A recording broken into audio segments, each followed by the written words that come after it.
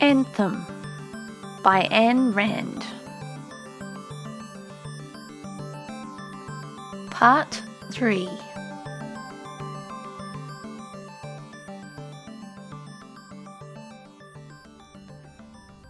We, Equalities 7-2521, have discovered a new power of nature, and we have discovered it alone, and we alone are to know it. It is said, now let us be lashed for it if we must, the Council of Scholars has said that we all know the things which exist, and therefore the things which are not known by all do not exist. But we think that the Council of Scholars is blind. The secrets of this earth are not for all men to see, but only for those who will seek them. We know, for we have found a secret unknown to all our brothers. We do not know what this power is, nor whence it comes, but we know its nature. We have watched it and worked with it.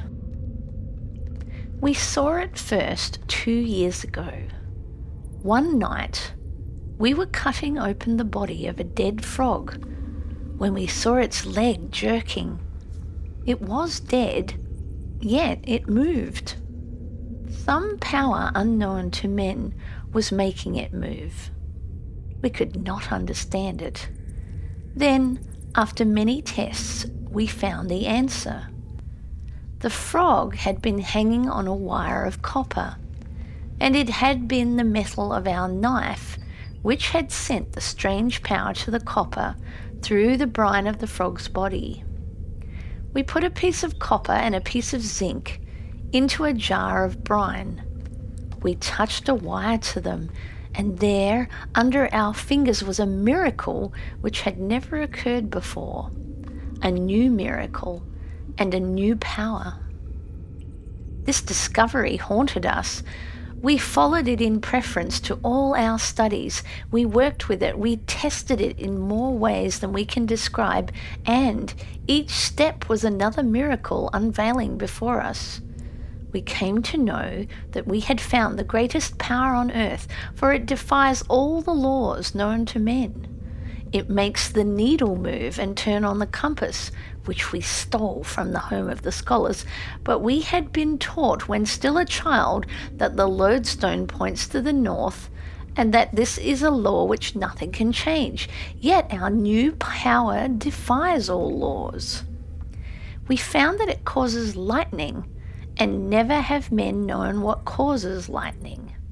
In thunderstorms, we raised a tall iron rod by the side of our hole, and we watched it from below.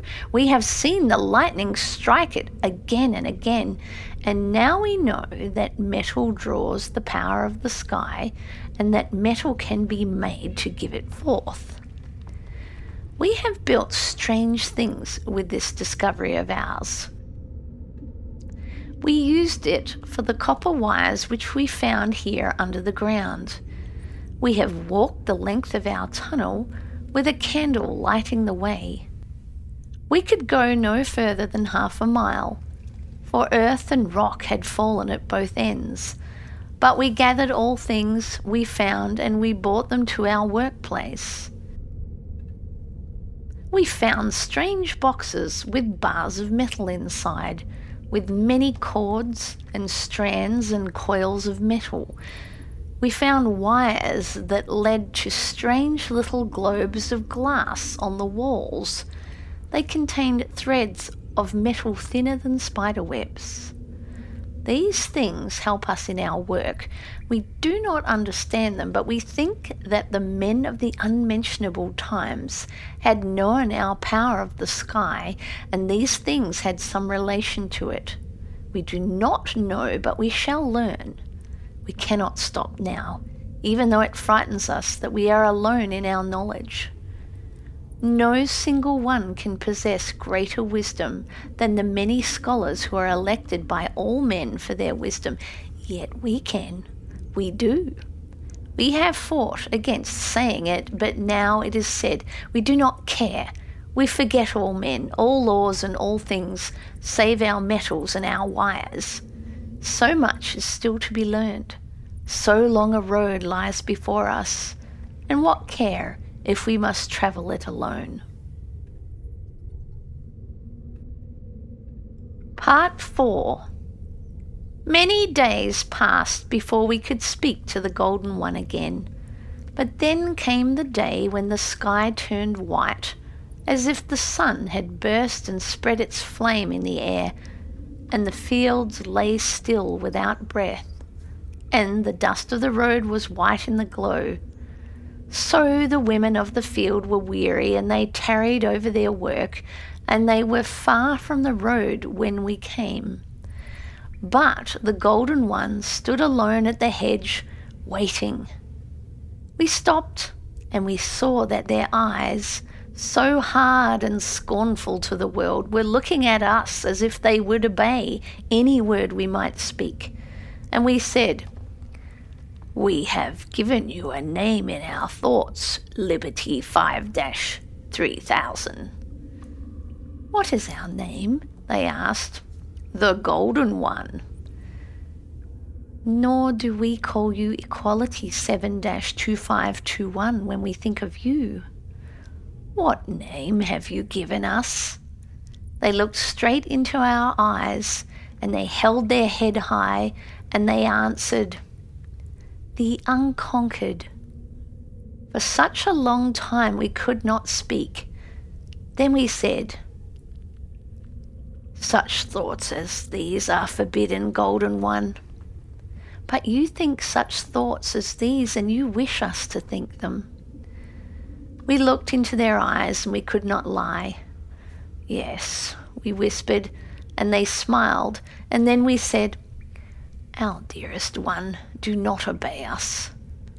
They stepped back, and their eyes were wide and still.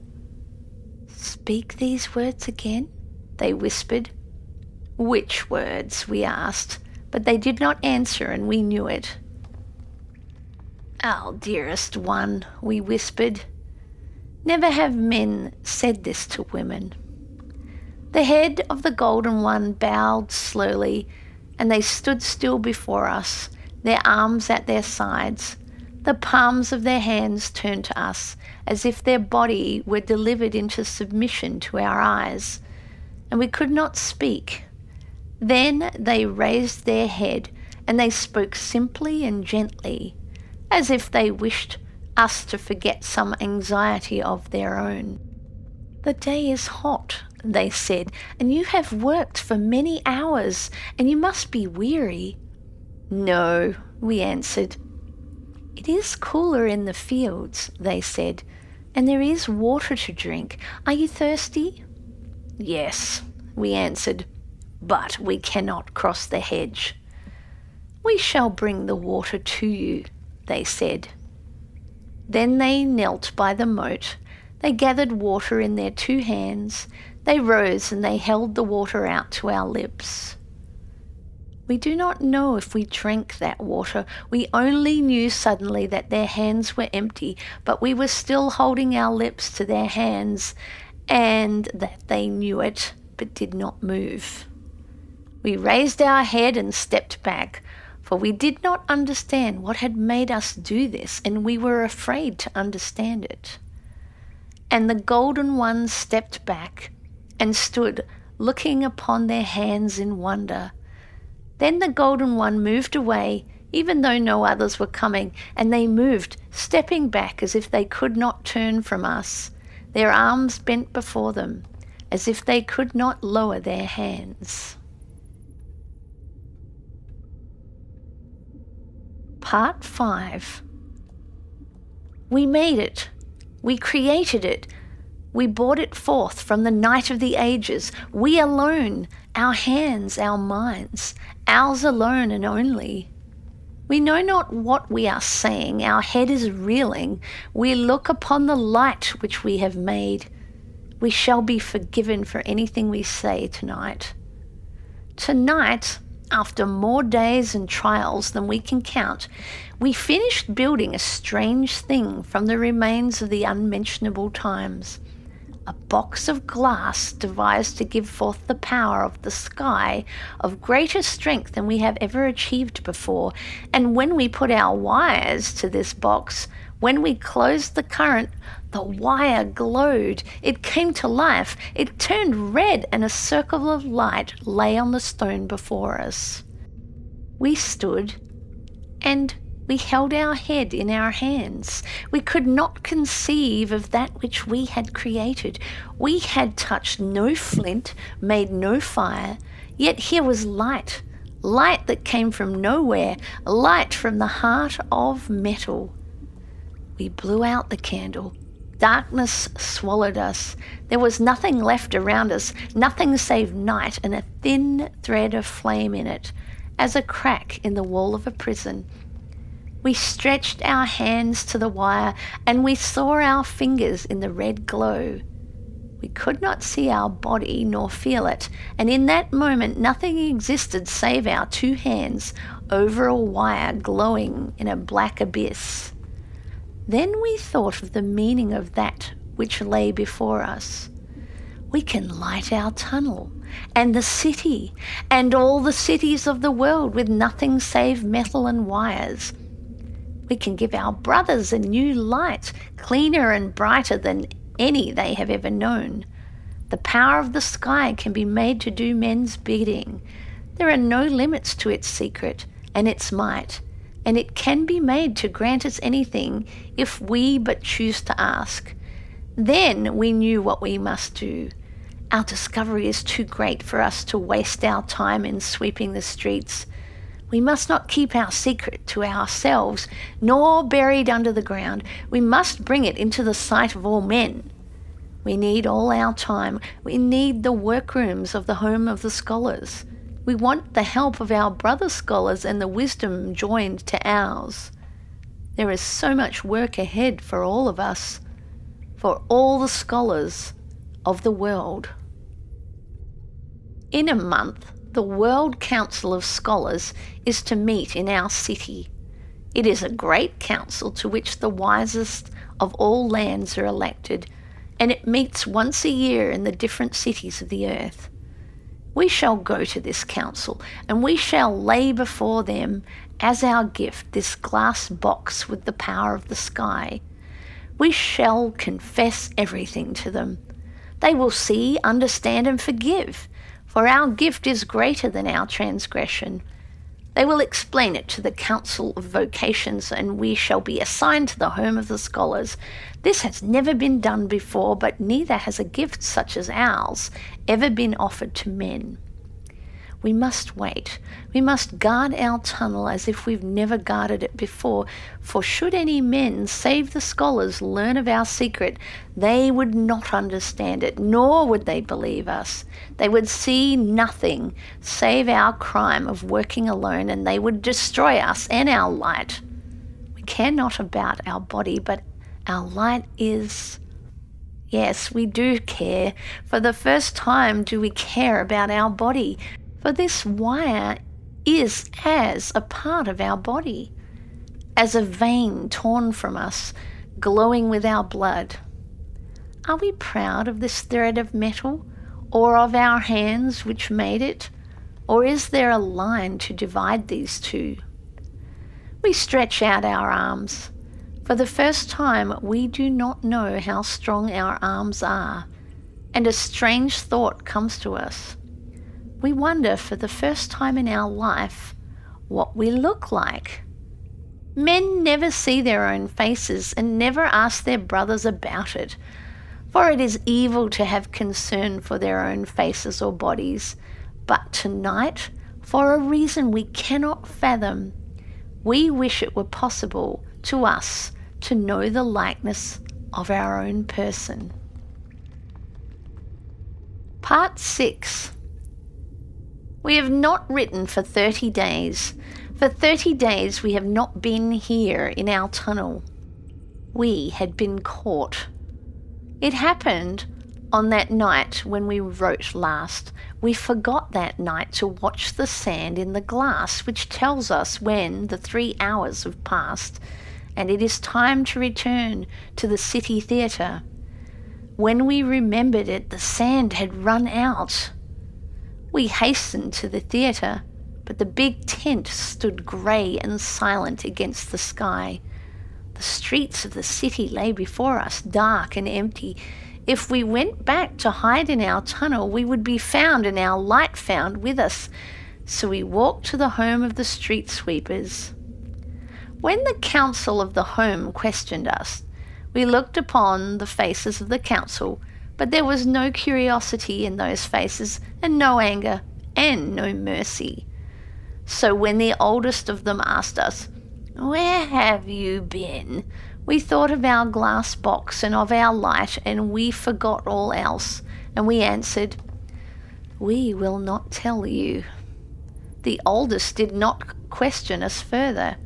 They turned to the two youngest and said, and their voice was bored, "Take our brother Equality 72521 to the Palace of Corrective Detention. Lash them until they tell." So we were taken to the stone room under the Palace of Corrective Detention. This room has no windows, and it is empty save for an iron post. 2 men stood by the post, naked, but for leather aprons and leather hoods over their faces. Those who had brought us departed, leaving us to the 2 judges who stood in a corner of the room. The judges were small, thin men, grey and bent. They gave the signal to the 2 strong, hooded ones. They tore the clothes from our body. They threw us down upon our knees, and they tied our hands to the iron post. The first blow of the lash felt as if our spine had been cut in 2. The second blow stopped the first, and for a second we felt nothing. Then the pain struck us in our throat, and fire ran in our lungs without air, but we did not cry out. The lash whistled like a singing wind. We tried to count the blows, but we lost count. We knew that the blows were falling upon our back. Only we felt nothing upon our back any longer. A flaming grill kept dancing before our eyes, and we thought of nothing save that grill. A grill of red squares. And then we knew that we were looking at the squares of the iron grill in the door.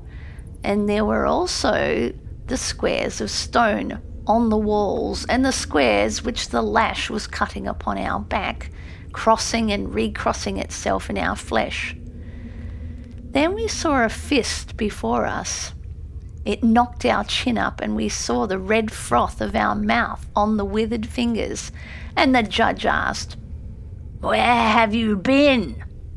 But we jerked our head away, hiding our face upon our tired hands, and bit our lips. The lash whistled again. We wondered who was sprinkling burning coal dust upon the floor, for we saw drops of red twinkling on the stones around us. Then we knew nothing, save 2 voices snarling steadily one after the other, even though we knew they were speaking many minutes apart. "Where have you been? Where have you been? Where have you been? Where have you been?" And our lips moved, but the sound trickled back into our throats, and the sound was only, "The light, the light, the light." Then we knew nothing. We opened our eyes, lying on our stomach on the brick floor of a cell. We looked upon 2 hands lying far before us on the bricks, and we moved them, and we knew that they were our hands, but we could not move our body. Then we smiled, for we thought of the light, and that we had not betrayed it. We lay in our cell for many days. The door opened twice each day, once for the men who brought us bread and water, and once for the judges. Many judges came to our cell, first the humblest and the most honoured judges of the city. They stood before us in their white togas, and they asked, "Are you ready to speak?" But we shook our head, lying before them on the floor, and they departed. We counted each day and each night as it passed. Then, tonight, we knew that we must escape, for tomorrow the World Council of Scholars is to meet in our city. It was easy to escape from the Palace of Corrective Detention. The locks are old on the doors and there are no guards about. There is no reason to have guards, for men have never defied the councils so far as to escape from whatever place they were ordered to be. Our body is healthy and strength returns to it speedily. We lunged against the door and it gave way. We stole through the dark passages and through the dark streets and down into our tunnel. We lit the candle and we saw that our place had not been found and nothing had been touched, and our glass box stood before us on the cold oven as we had left it. What matter they now, the scars upon our back? Tomorrow, in the full light of day, we shall take our box and leave our tunnel open and walk through the streets to the home of the scholars. We shall put before them the greatest gift ever offered to men. We shall tell them the truth. We shall hand to them as our confession these pages we have written. We shall join our hands to theirs and we shall work together with the power of the sky for the glory of mankind. Our blessing upon you, our brothers. Tomorrow you will take back into your fold and we shall be an outcast no longer. Tomorrow we shall be one of you again. Tomorrow.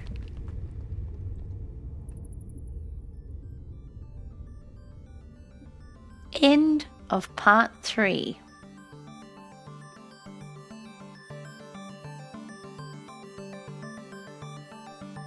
If you are enjoying these audiobooks, please take the time to subscribe, press like, leave a comment, or share this channel with your friends who also enjoy listening to audiobooks.